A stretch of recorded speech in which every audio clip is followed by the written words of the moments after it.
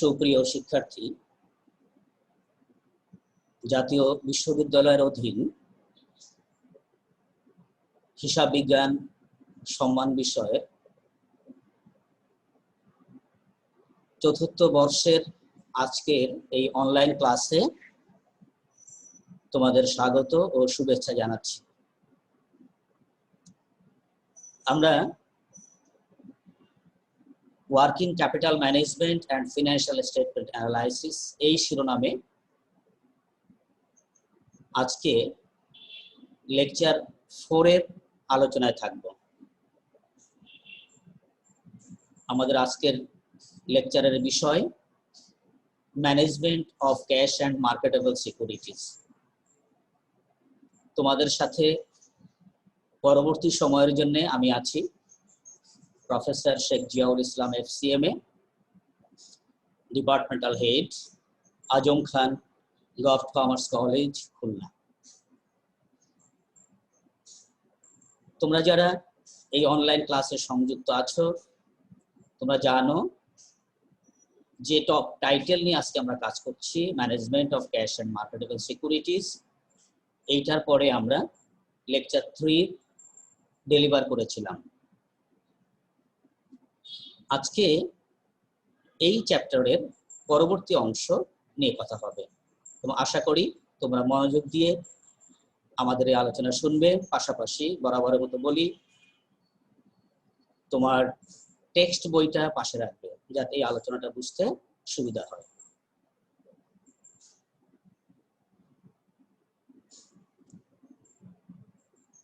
আমরা শুরু করছি আজকে ক্যাশ ম্যানেজমেন্ট বেসিক স্ট্র্যাটেজিস, অর্থাৎ আমরা যে ক্যাশ ব্যবস্থাপনা করি তার কিছু মৌলিক কৌশল আছে এবং আমরা স্ক্রিনে বা স্লাইডে যে নামগুলো দেখতে পাচ্ছি, আমরা এই টার্মগুলো একটু কথা বলবো এবং এই টার্মের পরে ভিত্তি করেই আমাদের প্র্যাকটিস প্রবলেম আছে এবং এই প্র্যাকটিস প্রবলেমের মতো করে বা এই ধরনের কিছু প্রবলেম আমাদের মূল যে পরীক্ষায় আমরা পেলেও দিতে পারি। প্রথমে আমরা দেখছি এখানে লেখা আমাদের ক্যাশ সাইকেল। তো ক্যাশ সাইকেল মূলত 3টা বিষয়ের একটা সমন্বিত রূপ। এই 3টা বিষয় হলো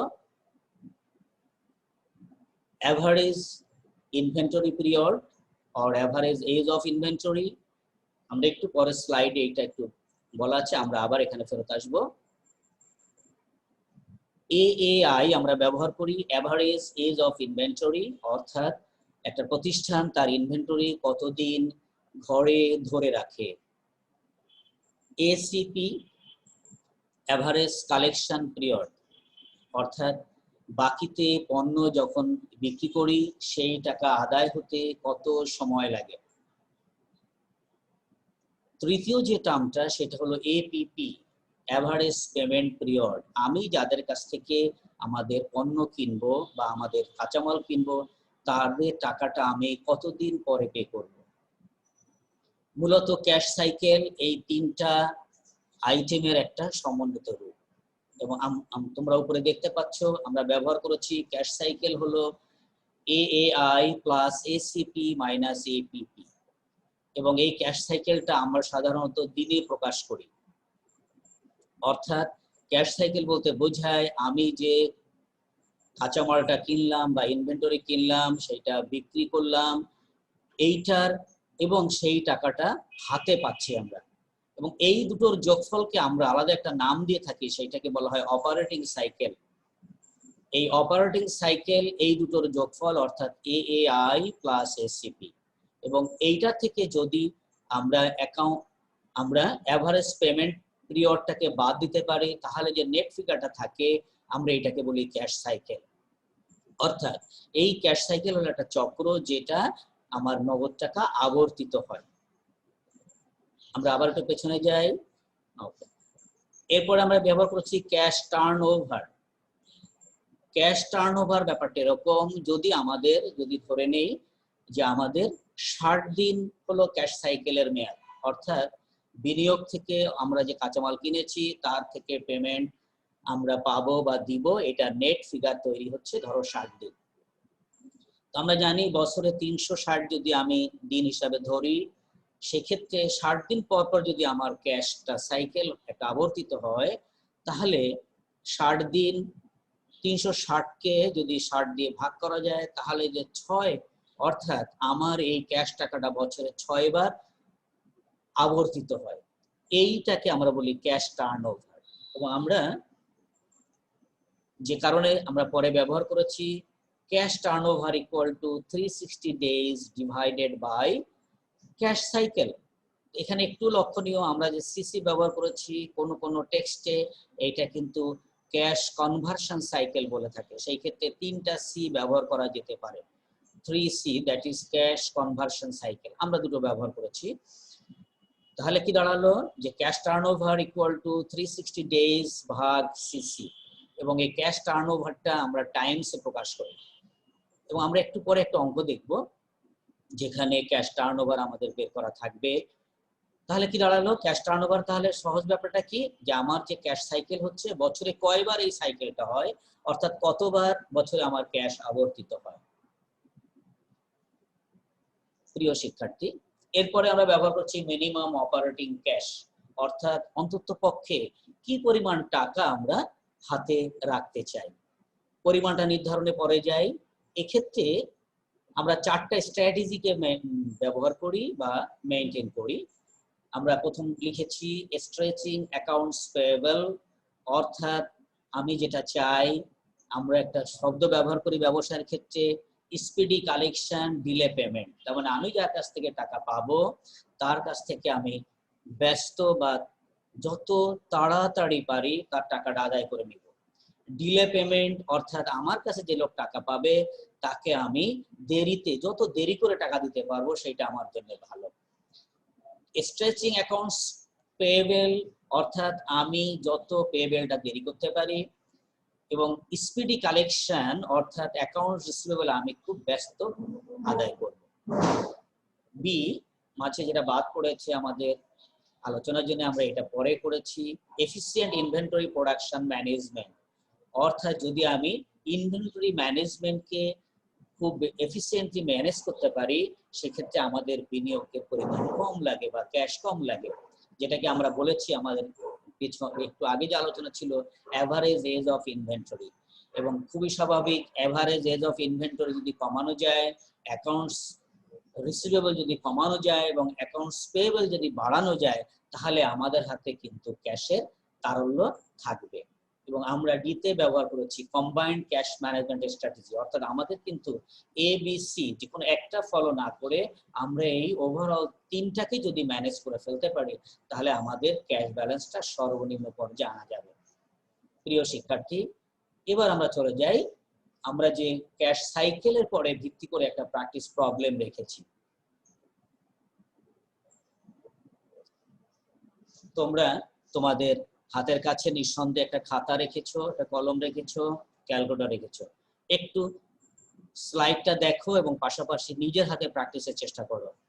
আমরা যে অঙ্কটা দিয়েছি বা প্র্যাকটিসটা দিয়েছি, আমরা কোনো কোম্পানি বা প্রতিষ্ঠানের নাম ব্যবহার করিনি। আমরা শুধুমাত্র প্রয়োজনীয় অংশটুকু বা তথ্য বা যেটা প্রয়োজন হবে অঙ্কের জন্য সেটা আমরা দিয়েছি। একটু খেয়াল করি, আমরা প্রথমে দিয়েছি AAI 30 days, অর্থাৎ আমার ঘরে ইনভেন্টরি পড়ে থাকে 30 দিন। ACP অ্যাভারেজ কালেকশন পিরিয়ড, আমি বিক্রি করার পরে 45 দিনের মধ্যে টাকা আদায় করি। APP অ্যাভারেজ পেমেন্ট পিরিয়ড, অর্থাৎ আমরা আমার টাকাটা যারা আমাদের কাছে টাকা পাবে তাদেরকে 15 দিনের মধ্যে শোধ করি। টোটাল ক্যাশ সারা বছরে ধরে নিচ্ছি আমরা 2,40,000 টাকা প্রয়োজন হবে। আমাদের নির্ণয় করতে হবে OC, আমরা সংক্ষিপ্ত ভাবে লিখেছি OC operating cycle, CCC cash conversion cycle, CTO cash turnover, minimum cash. এবার আসি আমাদের সলিউশনে। একটু দেখো, অপারেটিং সাইকেল আমরা আমার আগের স্লাইডে ফর্মুলাটা দেখিয়েছি, এটা AAI এবং ACP এর যোগফল। আমার AAI 30 দিন, ACP আছে 45 দিন, যোগ করলে এটা 75 দিন। এই প্রসঙ্গে একটু বলে রাখি, যখন তোমরা নিজে প্র্যাকটিস করবা এমন হতে পারে এখানে কোনো যোগ বিয়োগের ভুল থাকতে পারে, আমি চেষ্টা করেছি যাতে না থাকে, সেটা তোমরা তোমাদের খাতায় সঠিকভাবে লিখে নিও। এরপরে আমরা লিখেছি cash cycle, that is CCE. আমরা আবারও বলি এটা অনেক সময় বা কোনো কোনো ক্ষেত্রে ক্যাশ কনভার্সন সাইকেল বলা হয়। ফর্মুলাটা আমরা লিখেছি AAI plus ACP minus APP. তাহলে 30 এখান থেকে নিয়ে আসছি, 45 এখান থেকে নিয়ে আসছি, এসিপি ফ্রম হেয়ার 15। এই তিনটার নেট ফলাফল 60 ডেজ।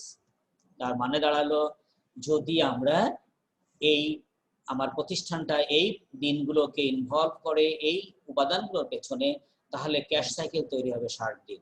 অর্থাৎ আমার নগদ টাকা বিনিয়োগ হয়ে টোটাল লেনদেন এই তিনটা লেনদেনের পেছনে মোট 60 দিন বিনিয়োগ থাকবে। এবং তোমরা খুবই স্বাভাবিকভাবে বুঝতে পারো প্রিয় শিক্ষার্থী, এই দিনটা যত কম হবে এর মানে হলো আমার নগদ টাকার পরিমাণ তত কম লাগবে, কারণ যত বেশি দিন আমি ব্লক রাখবো আমার টাকা কিন্তু বেশি প্রয়োজন হবে।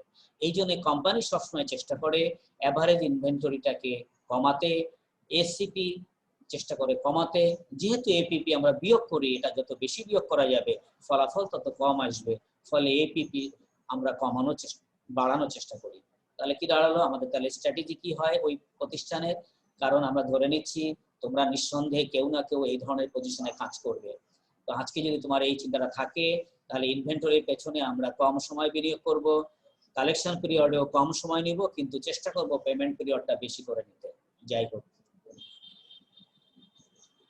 এবার আসি আমাদের ক্যাশ টার্নওভার, অর্থাৎ যদি 60 দিন পর পর আমার ক্যাশটা আবর্তিত হয়, তাহলে বছরে আমরা দেখিয়েছি 360/60, অর্থাৎ 6 টাইমস আমাদের মোট 6 বার টাকা আবর্তিত হবে। ঠিক আছে, এবার চলে আসো, দেখো আমার সারা বছরে যদি 2,40,000 টাকা ট্রানজেকশন বা লেনদেন হয় এবং 6 বার যদি আমার টাকা ঘুরে ঘুরে হাতে আসে, তাহলে আমরা নিঃসন্দেহে এই 2,40,000 টাকা নিয়ে শুরু করব না। আমার হাতে এই টাকার 6 ভাগের 1 ভাগ থাকলেই চলবে। এটাকে আমরা বলেছি মিনিমাম অপারেটিং ক্যাশ। তাহলে এটা আমরা 2,40,000কে ভাগ করেছি এই 6 দিয়ে, ফলে ফলাফল আসছে 40,000। অর্থাৎ ওই কোম্পানি তার হাতে অন্তত পক্ষে 40,000 টাকার ক্যাশ ধরে রাখবে। আশা করি প্রিয় শিক্ষার্থী তোমরা বুঝতে পেরেছো।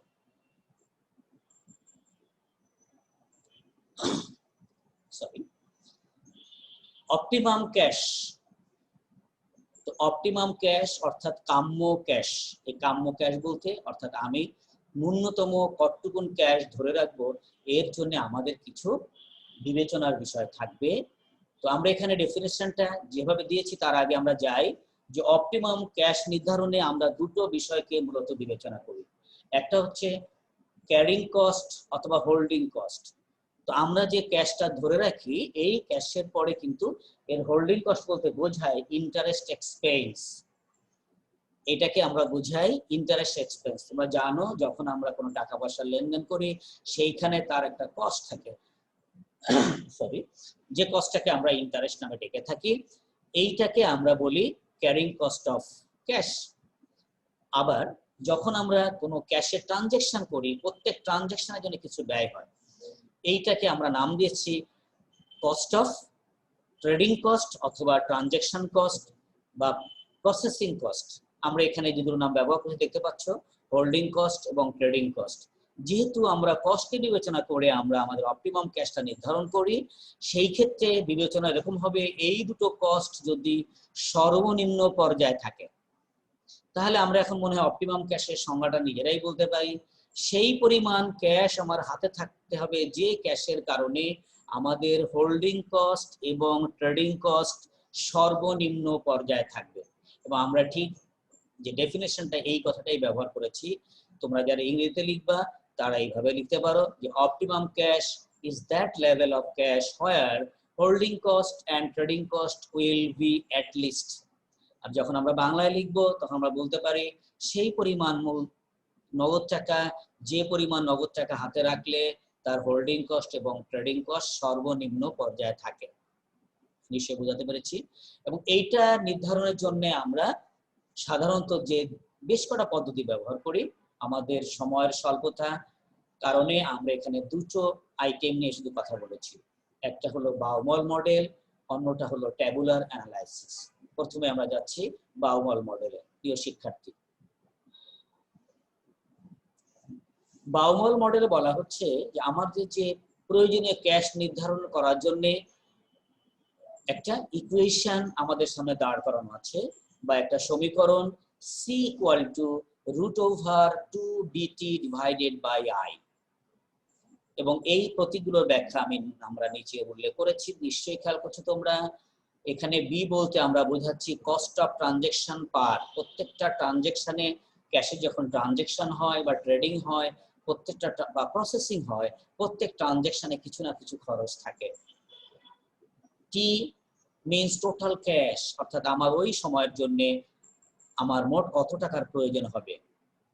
শেষে ব্যবহার করেছি আই হলো ইন্টারেস্ট রেট, যেটাকে আমরা কোনো প্রবলেমে অপরচুনিটি কস্ট নামে দেখব। নিশ্চয়ই তোমরা যখন টেক্সট খুলবা তখন দেখবা ইন্টারেস্ট রেটও লেখা থাকে, কখনো অপরচুনিটি কস্ট লেখা থাকে, কখনো বা লেখা থাকে cost of fund. Okay, see আমরা ব্যবহার করছি অপটিমাম ক্যাশ। তাহলে আমরা এই সূত্রটা বা সমীকরণটা যদি মাথায় রাখি, √2 ইন্টু বিটি ডিভাইডেড বাই আই। তোমরা তোমাদের হাতে কলম নিয়ে খাতায় প্র্যাকটিস শুরু করে দিতে পারো বা দাও এখনই। তাহলে আমাদের যে আমরা এখানে একটা অঙ্ক রেখেছি সংক্ষিপ্ত উপায়ে বা সংক্ষিপ্ত ভাবে। বির মান দিয়েছি টাকা 100, অর্থাৎ প্রতি লেনদেনে 100 টাকা খরচ হয়। Interest rate 10%, total requirement yearly আমরা ধরেছি 2 লক্ষ টাকা। সি ইকুয়াল টু হট, অর্থাৎ আমার প্রয়োজন 2 লক্ষ হলেও এখন আমি হাতে কয় টাকার ক্যাশ রাখবো। ওকে, এখন আমরা দেখছি, আমরা ফর্মুলায় বসিয়ে দিয়েছি c equal to √bt by i, মান বসিয়েছি এবং ক্যালকুলেটরে হিসাব করলে এটা আমরা দেখতে পাচ্ছি 20,000 টাকা। এর মানে হলো এই 20,000 টাকা যদি আমরা লেনদেন করি একবারে, বা ট্রান্সফার করি, বা আমরা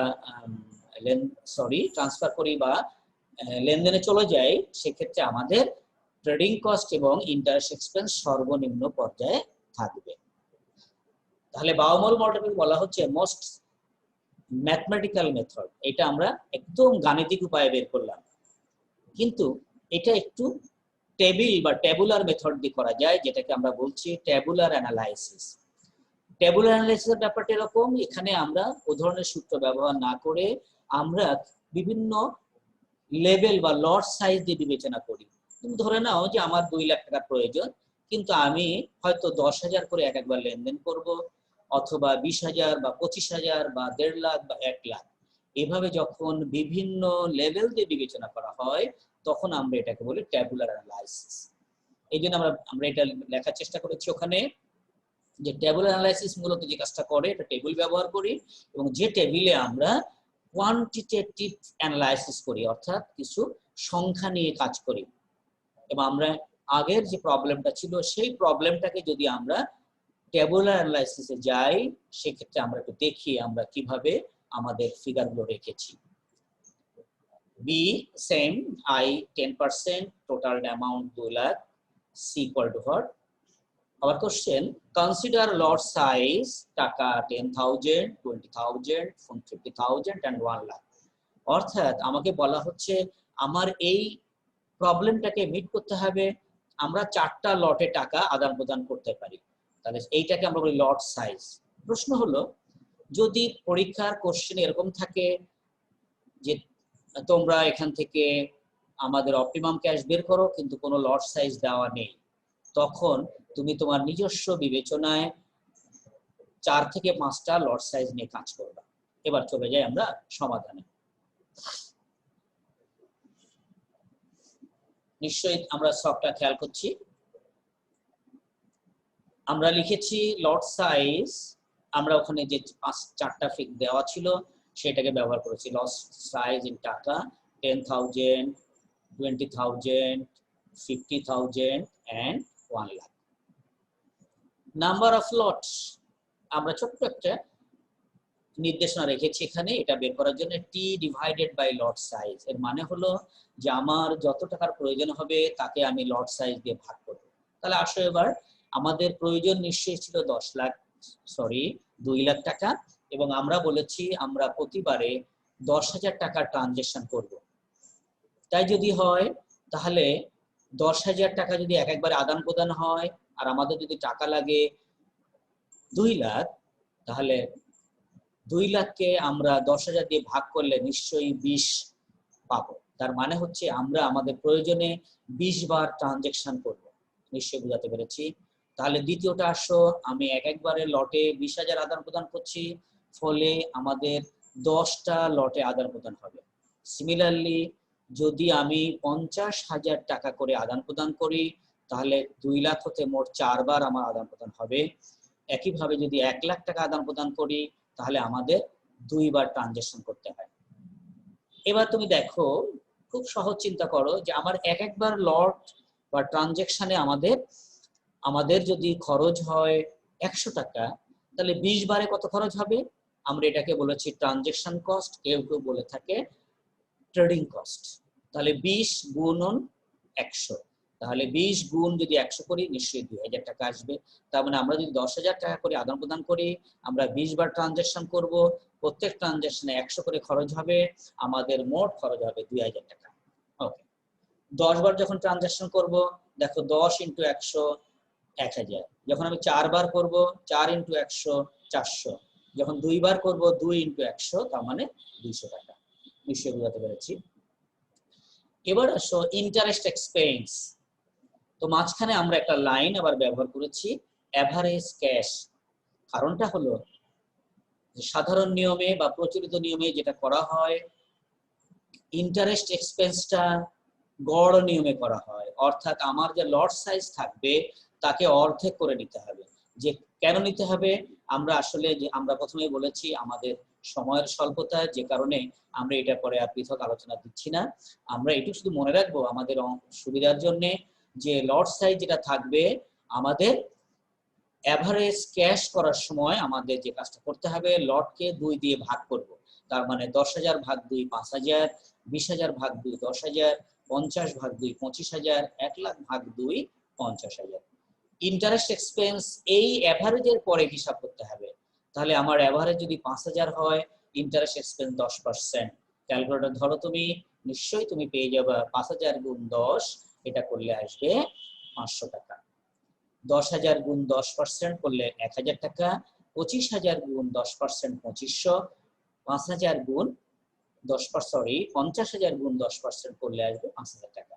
তাহলে আমরা এই ছকে কিন্তু দুটো খরচ পেয়েছি, একটু খেয়াল করো। ট্রানজেকশন কস্টটা আমাদের এই ঘরে আছে, ইন্টারেস্ট এক্সপেন্সটা এই ঘরে আছে। তাহলে আমরা প্রথমেই বলেছিলাম যে কস্ট বের করতে দুইটা কস্টকে যোগ করে নিব, একটা হলো ট্রানজেকশন কস্ট আর একটা হলো ইন্টারেস্ট এক্সপেন্স। তাহলে আমাদের 10,000 লটের জন্য ইন্টারেস্ট এক্সপেন্স আছে 500 টাকা এবং ট্রানজেকশন কস্ট আছে 2,000 টাকা। এই দুটোর যোগফল করলে দেখো আমাদের হচ্ছে 2,500 টাকা। এবং আমরা এখানে লিখেছি total cost TC, total cost ব্র্যাকেটে TC, that is transaction cost, plus I মানে ইন্টারেস্ট। তাহলে আমাদের 2,000 গুণ 500 যোগ 500 2500, 1,000 যোগ 1,000 2,000, 400 যোগ 2500 2900, 200 যোগ 5,000 5,200। তার মানে আমরা দেখতে পাচ্ছি যে লট সাইজের হেরফেরে বা বিকল্প লট সাইজে আমাদের খরচের মানও বিভিন্নটা তৈরি হচ্ছে, বিভিন্ন লেভেলে খরচ পাচ্ছে আমরা। এবং তুমি দেখতে পাচ্ছ 2500, 2,000, 2900 এবং 5200-র মধ্যে, প্রিয় শিক্ষার্থী তোমরা নিশ্চয়ই বলতে পারো এর মধ্যে সবচেয়ে ছোট খরচ কোনটা? নিশ্চয়ই এই 2,000। এই জন্য আমরা নিচে উল্লেখ করেছি অ্যাটলিস্ট কস্ট টাকা 2,000। এখন তুমি দেখো এই 2,000 টাকা কম যেটা আছে, এটা হতে গেলে লট সাইজ কত ছিল? নিশ্চয়ই 20,000 ছিল। তাহলে আমরা এখন বলতে পারি আমাদের অপটিমাম ক্যাশ তাহলে 20,000। আমরা যদি 20,000-এর কম লেনদেন করি সেক্ষেত্রেও খরচ বেশি হচ্ছে, যদি 20,000-এর বেশি লেনদেন করি সেক্ষেত্রে দেখো খরচ বেশি হচ্ছে। তাহলে আমাদের সংজ্ঞার সাথে দেখো ম্যাচ করে যায় যে আমাদের সেই লেভেলের লেনদেন হবে বা সেই পরিমাণ ক্যাশের লেনদেন হবে যে লেনদেনে আমাদের টোটাল কস্টটা সর্বনিম্ন পর্যায়ে থাকে। প্রিয় শিক্ষার্থী, আমরা মনে হয় এই প্রবলেমটা বুঝতে পেরেছি। আমরা চলে যাচ্ছি পরের স্লাইডে। এবং আমাদের ক্যাশ ম্যানেজমেন্টের টুলস হিসাবে আমরা আরেকটা টুলস ব্যবহার করি, সেটা হলো ক্যাশ বাজেট। এবং ক্যাশ বাজেটের পরে আমরা এর আগে নিঃসন্দেহে আমাদের যে অনার্স থার্ড ইয়ারে ফিনান্সিয়াল ম্যানেজমেন্ট বইতে এই প্রসঙ্গে আমরা কিছু আলোচনা শুনে আসছি। আশা করি আমার এই আলোচনায় তোমার সেই শেখাটাকে আরেকটু সমৃদ্ধ করবে। আমি তোমাকে নতুন কিছু শেখাবো না, তোমার শেখাটাকে আরেকটু সমৃদ্ধ করে দিব আশা করি। আমরা জানি নর্মালি বাজেট বলতে আমরা বুঝি, বাজেটটা কি? বাজেটটা হলো খুব সংক্ষেপে যদি বলি যে আমাদের বর্তমানে দাঁড়িয়ে বর্তমানে থেকে অতীত অভিজ্ঞতার ভিত্তিতে আমি যখন ভবিষ্যতের কোনো পরিকল্পনাকে সংখ্যায় প্রকাশ করব, আমরা তখন তাকে বলি বাজেট। তাহলে ক্যাশ বাজেট কি দাঁড়াবে? তাহলে ক্যাশ বাজেট কথাটা কিন্তু আমি এইভাবে বলি যে আমি আমার ভবিষ্যতে কোথা থেকে আমি ক্যাশটা হাতে পাবো এবং কোথায় আমার এই ক্যাশটা খরচ হবে, আমাদের সেই ফোরকাস্টিংটাকে আমরা বলতে পারি ক্যাশ বাজেট। এবং আমরা এখানে জেমস বি হর্নের একটা সংজ্ঞা দিয়েছি এবং তোমরা নিশ্চয়ই জেমস হর্নের নাম শুনেছো বা এই বইটা দেখেছো।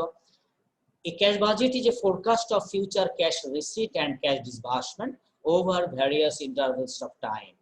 অর্থাৎ বিভিন্ন সময়ের জন্য বিভিন্ন সময়কালীন যে আমাদের ভবিষ্যতে যে টাকা হাতে পাবো বা হাতে দিব তার যে পূর্বানুমান, আমরা এটাকে বলছি হলো ক্যাশ বাজেট। ওকে,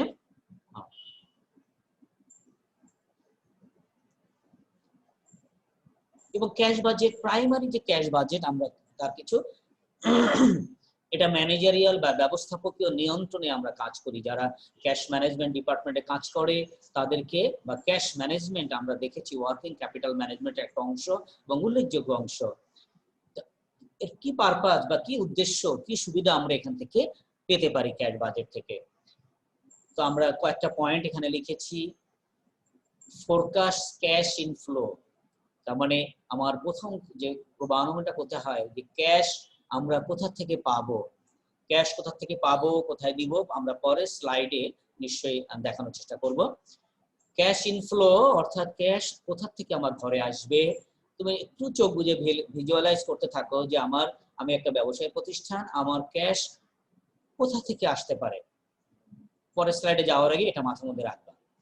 আউটফ্লো অর্থাৎ আমার যে ক্যাশটা কোন দিকে খরচ করব, বাইরে চলে যাবে, এটাকে আমরা বলছি outflow. And ending cash balance, আমরা আমাদের চূড়ান্তভাবে কত টাকা হাতে থাকবে।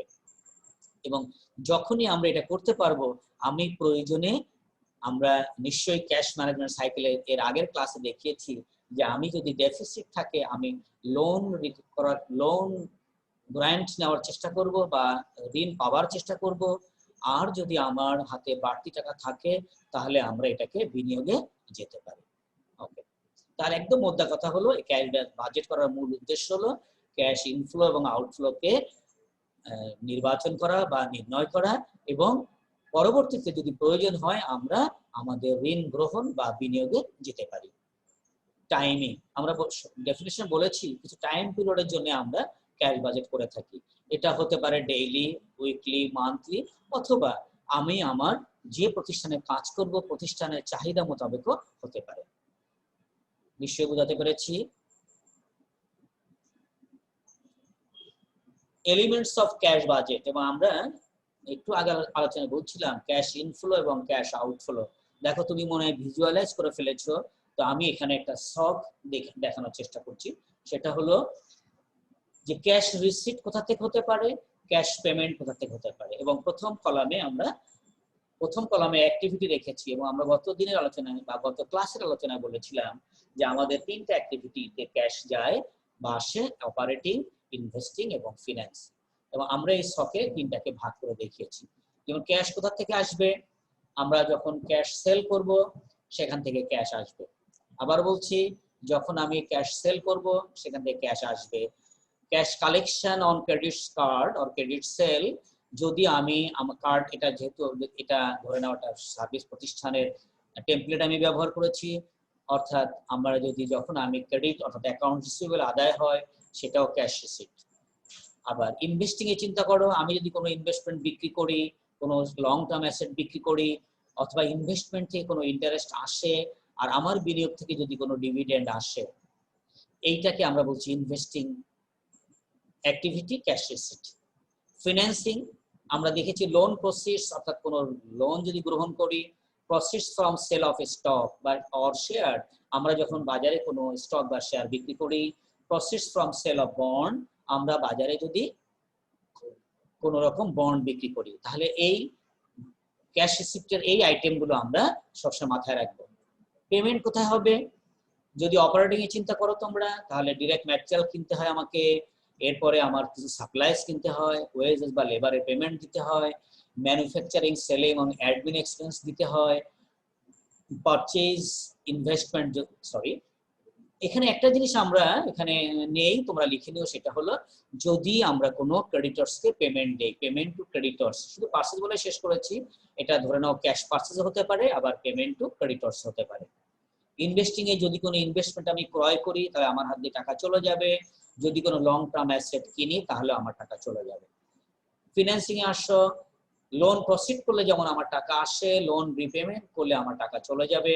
লোনের জন্য যদি ইন্টারেস্ট দিতে হয়, আমার টাকা চলে যাবে। আমি যেমন আমার বিনিয়োগ থেকে আমি ডিভিডেন্ড পেতে পারি, আমি ঠিক একইভাবে আমি যদি স্টক হোল্ডারদের অর্থাৎ কমন শেয়ার হোল্ডার বা প্রিফারেন্স শেয়ার হোল্ডারদের ক্যাশ ডিভিডেন্ড দেই, সেক্ষেত্রে আমার একটা ক্যাশ পেমেন্ট হবে। তাহলে আমরা মনে হয় এই সংক্ষিপ্ত সময় হলো মোটামুটি বুঝতে পেরেছি যে ক্যাশ বাজেটের এলিমেন্ট কারা থাকবে। এবং আমি এখানে একটা টেমপ্লেট রেখেছি। আবারও বলি, সময়ের স্বল্পতার কারণে আমরা ক্যাশ বাজেটের কোনো প্রবলেম বা প্র্যাকটিস প্রবলেম রাখতে পারিনি। তোমরা তোমাদের যে ফিনান্সিয়াল ম্যানেজমেন্ট বই অথবা এখনকার যে বইটা, যে টেক্সট তুমি ব্যবহার করবা, সেখানে দেখবা কিছু ক্যাশ বাজেটের অঙ্ক থাকবে। আশা করি এই টেমপ্লেট সাহায্য নিয়ে তুমি সেই অঙ্কগুলো সমাধান করতে পারবে। এবার চলে আসি আমরা স্লাইডে দেখতে পাচ্ছি আমরা কিছু একটা ডলারের সিম্বল আছে বা কারেন্সির সিম্বল আছে, চাকা আছে, অনেকগুলো সিম্বল আছে, ওয়ার্ল্ড ওয়াইড একটা গ্লোব রাখা আছে। কি লেখার চেষ্টা করেছি আমরা? Marketable securities everything you need to know. তোমাকে সব কেন জানতে হবে? এই কারণে জানতে হবে, তুমি একজন বিনিয়োগকারী হতে পারো, অথবা বিনিয়োগকারী না, তুমি ধরে নাও এই ধরনের একটা প্রতিষ্ঠান যারা এই সিকিউরিটি নিয়ে কাজ করে, তুমি সেখানে তোমার হয়তো চাকরিটা হতে পারে ওখানে। তাহলে তোমার এই বিষয়গুলো সম্বন্ধে ভালো জানলে তোমার জব সিকিউরিটি তৈরি হবে। চলে আসি এবার, মার্কেটেবল সিকিউরিটি আসলে কারা? তুমি নিশ্চয়ই ব্যালেন্স শিটটাকে যদি ভিজুয়ালাইজ করো, ব্যালেন্স শিটের তুমি ঠিক ফিনান্সিং এর একটু খেয়াল করো, যেখানে আমাদের লেখা থাকে স্টক বা কমন স্টক, যেটাকে আমরা ইকুইটি বলি, এবং ডিবেঞ্চার। এই ডিবেঞ্চার এবং ইকুইটি যদি স্বল্প মেয়াদে অর্থাৎ 1 বছর বা তার কম সময়ের জন্য কেনা বেচা হয়, আমরা সেই টুলস গুলোকে বলে থাকি মার্কেটেবল সিকিউরিটি, ডিবেঞ্চার এবং ইকুইটি। এবং আমরা ডেফিনেশনটা সেভাবে ব্যবহার করেছি, এটি একটি অ্যাসেট হিসাবে বিবেচিত হয় এবং এটা এক ধরনের বিনিয়োগ। এটা আমি এই বিনিয়োগ কিনতেও পারি অথবা বেচতে পারি। Can be sold or bought on public stock exchange or public bond exchange. These securities tend to mature in a year or less, অর্থাৎ এই বিনিয়োগগুলো আমরা 1 বছর বা তার কম সময়ের জন্য বিনিয়োগ করে থাকি এবং সেখান থেকে প্রয়োজনে তাৎক্ষণিকভাবে ক্যাশ বের করে নিতে পারি। এবং এইটা দুইটা ফর্মে সাধারণত আমরা পেয়ে থাকি, একটা ডিবেঞ্চার আর হলো ইকুইটি। তাহলে সহজ কথা হলো, মার্কেটেবল সিকিউরিটি মূলত হলো কোনো প্রতিষ্ঠান যখন তার মূলধনের উৎসকে বেছে নেয়, এই উৎসের যে কেনা বেচা হয়, অর্থাৎ এই যে টুলস গুলো কেনা বেচা হয়, এইগুলো যখন কম সময়ের জন্য হয়, less than 1 year or at least or maximum 1 year, আমরা তখন তাকে বলি হলো মার্কেটেবল সিকিউরিটি। এবং এটা সাধারণত ডিবেঞ্চার এবং ইকুইটি এই নামে তৈরি হয়ে থাকে। কেন আমি মার্কেটেবল সিকিউরিটিজ হাতে রাখবো বা মোটিভটা কি? তো আমরা এর আগের লেকচারে অর্থাৎ 3 নং লেকচারে আমরা বলেছি ক্যাশ কেন রাখি আমরা। প্রিয় শিক্ষার্থী, তোমরা মনে রাখবা, marketable security near to cash, অর্থাৎ এটা চাইলে খুব কম সময়ের মধ্যেই হাতে ক্যাশ নেওয়া যায়। ফলে মার্কেটেবল সিকিউরিটির মোটিভস এবং আমাদের যে cash motives all over or same. তুমি একটু দেখো খেয়াল করে, আমরা এখানে মূলত 3টা মোটিভ শো করেছি। একটা হলো ট্রানজ্যাকশন মোটিভ, প্রিকশনারি মোটিভ এবং স্পেকুলেটিভ মোটিভ। ট্রানজ্যাকশন মোটিভ হলো যে লেনদেনের অভিপ্রায়, অর্থাৎ যাতে আমার লেনদেন সুষ্ঠুভাবে সম্পাদন করা যায়, আমরা সেই জন্য এটাকে ধরে রাখি। ক্যাশের প্রয়োজন হবে, তাৎক্ষণিকভাবে আমি রিলিজ করে ক্যাশ হাতে নিয়ে আসবো। প্রিকশনারি মোটিভ, আমরা এটাকে বলেছি সতর্কতামূলক, যাতে আমার অনিশ্চিত ভবিষ্যৎ কোনোভাবে আমার ব্যবসা হ্যাম্পার না হয়, সে কারণে আমি এটা ধরে রাখবো। স্পেকুলেটিভ মোটিভ, ফটকা উদ্দেশ্য, যে আমি যদি কোনো, যেমন আমরা গত ক্লাসে আলোচনায় বলেছিলাম যে আমি যদি কোনো ডিসকাউন্টের সুযোগ নিতে চাই পণ্য ক্রয়ের ক্ষেত্রে, তাহলে আমার হাতে যদি এই মার্কেটেবল সিকিউরিটি থাকে তাহলে আমি সেই সুযোগ নিতে পারি। ফলে কি হবে, আমার প্রোডাকশন কস্ট কম হবে, প্রফিট নিঃসন্দেহে বেড়ে যাবে। চলে যায় পরে, আমাদের দেশে সাধারণত কোন কোন ধরনের আমরা মার্কেটেবল সিকিউরিটি পেয়ে থাকি। যে নামে আমরা পেয়ে থাকি সেগুলো আমরা পাই হলো ট্রেজারি বিল, এটা সরকার এটাকে ইস্যু করে। কমার্শিয়াল পেপার, এটা মূলত ইস্যু করে কোনো একদম নামকরা প্রতিষ্ঠান, গভর্নমেন্টের অনুমোদন নিয়ে তারা এই পেপারটা বাজারে বিক্রি করে। এই পেপার, এটাও এক ধরনের ডিবেঞ্চার। ব্যাংকার্স অ্যাকসেপ্টেন্স, এইটা মূলত হলো আমদানি এবং রপ্তানি কারকের মধ্যে আমদানি কারকের যে ব্যাংক থাকে, সেই ব্যাংক রপ্তানি কারককে একটা গ্যারান্টি দেয় যে যদি আমদানি কারক কোনোভাবে তার টাকা দিতে ব্যর্থ হয় বা পাওনা দিতে ব্যর্থ হয়, তাহলে আমি ব্যাংক, তুমি রপ্তানি কারককে আমি টাকা পরিশোধ করব। এটাকে আমরা বলি ব্যাংকার্স অ্যাকসেপ্টেন্স। বিল ডিসকাউন্টিং, তুমি জানো যে আমাদের অ্যাকাউন্ট রিসিভেবল যেটা তৈরি হয় বা অ্যাকাউন্টস পেয়েবল যেটা তৈরি হয়, এই টাকা পয়সার লেনদেনে কিছু সময়ের প্রয়োজন হয়। এই সময়ের মাঝে কিছু প্রতিষ্ঠান বা আর্থিক প্রতিষ্ঠান থাকে যারা বিভিন্ন পক্ষের প্রয়োজনে তারা বিলটা ডিসকাউন্ট করে ক্যাশ সরবরাহ করে। ইন্টার কর্পোরেট ডিপোজিটস, এটা হলো বিভিন্ন প্রতিষ্ঠানের মধ্যে আন্তঃলেনদেন। ওকে প্রিয় শিক্ষার্থী, এখন আসো আমরা মার্কেটেবল সিকিউরিটি যখন নির্ধারণ করব কি কি বিষয়গুলো আমরা মাথায় রাখবো। তো মার্কেটেবল সিকিউরিটি যখনই বিবেচনা রাখবো, আমরা প্রথমেই নিশ্চয়ই আমাদের স্ক্রিনে দেখতে পাচ্ছি ফিনান্সিয়াল রিস্ক। আমরা জানি রিস্ক বা ঝুঁকি বলতে বোঝায় চান্স অফ লসেস, যে আমার যে কোনো ক্ষতি হওয়ার যে আশঙ্কা থাকে। যেমন আমরা যদি যে কোম্পানিতে আমি টাকা বিনিয়োগ করব, যে প্রতিষ্ঠানে বিনিয়োগ করব, তারা আমাকে ভবিষ্যতে এই টাকা ফেরত দিতে পারবে কিনা, বা সঠিক সময়ে বা রীতিমতো বা নিয়ম মাফিক আমার রিটার্ন বা আমার যে রেট, সুদের হার বা রিটার্নটা তারা দিতে পারবে কিনা। এরপরে আমরা ব্যবহার করেছি interest rate risk. Interest rate risk হলো এই মুহূর্তে বাজারে বা তার প্রতিষ্ঠানে হয়তো আমাকে ইন্টারেস্ট দেওয়ার কথা বললো 10%, কোনো কারণে যদি বাজারে আমাদের অর্থনৈতিক মন্দা তৈরি হয়, ওই প্রতিষ্ঠান আমাকে হয়তো বললো বা তাদের সিদ্ধান্ত নিল ইন্টারেস্ট রেট 10% থেকে তারা কমিয়ে 8% করতে চায় বা করে। সেই ক্ষেত্রে কিন্তু আমাকে আমার আয় কমে যেতে পারে বা কমে যাবে অবশ্যই। আমরা এটাকে বলছি ইন্টারেস্ট রেট রিস্ক, অর্থাৎ ইন্টারেস্ট রেটের যে পরিবর্তন, এবং এই পরিবর্তন যদি নিম্নমুখী হয়, অর্থাৎ রেট যদি কমে যায়, তাহলে সেটা আমার জন্য হবে নেতিবাচক। কিন্তু যদি এটা আমার ইন্টারেস্টটা তারা বাড়িয়ে দেয়, এটা আমার জন্য হবে ইতিবাচক ফলাফল বয়ে আনবে আমার জন্য। প্রিয় শিক্ষার্থী, লিকুইডিটি, এক্ষেত্রে লিকুইডিটি বলতে বোঝানো হয়েছে যে আমি আমার এই সিকিউরিটিটা কত কম সময়ে তাৎক্ষণিকভাবে ক্যাশে রূপান্তর করতে পারবো কিনা। সাধারণত যখন আমরা বিনিয়োগ করি, এই ধরনের বিনিয়োগ আমরা চিন্তা করি চাহিদা মাত্র আমি এইটা ক্যাশ টাকায় রূপান্তর করব, চাহিদা মাত্র। এই চাহিদাটা যদি কম সময় করা যায়, সেটাও আমাদের মাথায় রাখতে হবে। অর্থাৎ যে প্রতিষ্ঠানের লিকুইডিটি, অর্থাৎ কম সময় আমাকে আমার সিকিউরিটিটাকে ক্যাশে কনভার্ট করবে, সেই ধরনের প্রতিষ্ঠানে আমরা বিনিয়োগে যাব। ট্যাক্সেবিলিটি, অর্থাৎ আমরা যে ইনকাম পাবো, অর্থাৎ আমাদের যে রিসিভেবল হবে তার থেকে যে ইনকাম হবে, এই ইনকামের পরে বিভিন্ন দেশে বা দেশের প্রচলিত নিয়মে ট্যাক্স আরোপ করা হয়। যে সমস্ত সিকিউরিটি বা বিনিয়োগে যদি ট্যাক্স রিলিফ পাওয়া যায়, আমরা যখন সিলেকশন দিব দেখব ট্যাক্স রিলিফ বা কম ট্যাক্স দেওয়ার সুযোগ আছে কিনা, সেই ধরনের বিনিয়োগে আমরা যেতে পারি।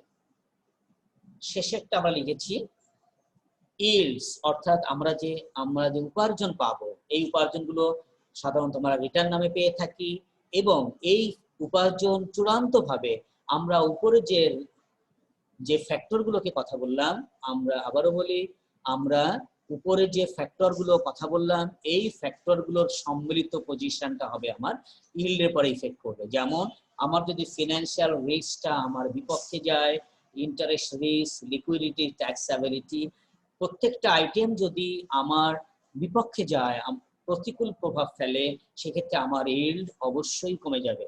আর যদি এই ফ্যাক্টরগুলো যদি আমার জন্য ইতিবাচক প্রভাব ফেলে, তাহলে আমার কিন্তু ইল্ডস বেড়ে যাবে। তার মানে আমরা যখন বিনিয়োগ করব, তাহলে যদি আমরা একটু নিজেরা একটু করি, রিপিট করি, তাহলে বলতে পারি আমরা financial risk, interest rate risk, liquidity, taxability এবং ইল্ড, আমরা এই ফ্যাক্টরগুলোকে বিবেচনা করে আমরা আমাদের মার্কেটেবল সিকিউরিটিতে বিনিয়োগ করব।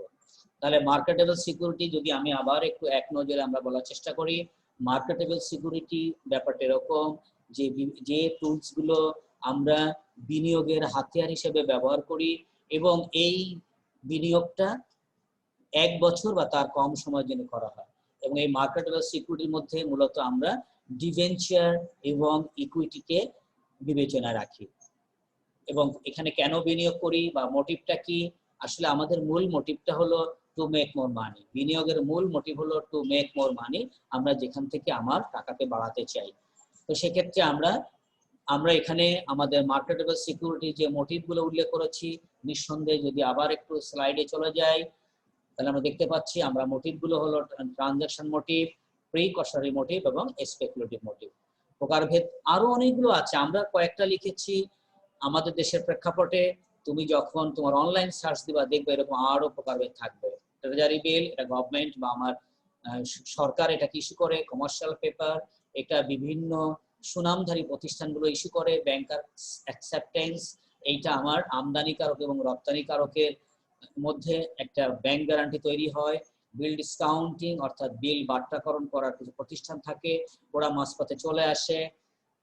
ইন্টার কর্পোরেট ডিপোজিট, অর্থাৎ বিভিন্ন প্রতিষ্ঠানের মধ্যে আন্তঃ ডিপোজিট বা আন্তঃ লেনদেন। তো সিলেকশন ক্রাইটেরিয়া আমরা আগেই বলেছি। তাহলে আমাদের আজকের আলোচনা মূলত ছিল ক্যাশ ম্যানেজমেন্ট এবং আমাদের মার্কেটেবল সিকিউরিটির দ্বিতীয় অংশ। আমরা আশা করি আমরা এই আলোচনা থেকে প্রত্যেকেই কিছু না কিছু উপকৃত হব। আবারও বলি, তুমি যখন এই ক্লাসগুলো শুনবে, এখন শুনছো বা পরে শুনবে, তখনই তোমার টেক্সট বইটা পাশে রাখবে, যাতে এই আলোচনার পাশাপাশি টেক্সট থেকে আরো কিছু ধারণা নিয়ে তুমি এই ম্যাটেরিয়ালটা আরো বেশি এনরিচ করো। তো প্রিয় শিক্ষার্থী, তোমরা আশা করি মনোযোগ সহকারে আমাদের এই অনলাইন ভিডিও ক্লাসটি শুনেছো। এই জন্যে আমার ব্যক্তিগত তরফ থেকে তোমাদের সবাইকেই ধন্যবাদ এবং অভিনন্দন জানাচ্ছি। পাশাপাশি আমরা সবাই মিলে জাতীয় বিশ্ববিদ্যালয় কর্তৃপক্ষকে ধন্যবাদ দিচ্ছি যে তারা এই ধরনের একটি ক্লাসের আয়োজন করেছে এই বৈশ্বিক মহামারী করোনা-19 কালীন। তা না হলে আমরা অনেকটাই বইয়ের বাইরে থাকতাম। যেহেতু তারা আমাদের এই সুযোগ করে দিয়েছে, তাদের প্রতি আরেকবার কৃতজ্ঞতা জানিয়ে আমি আমার এই অনলাইন ক্লাস শেষ করছি। ধন্যবাদ সবাইকে।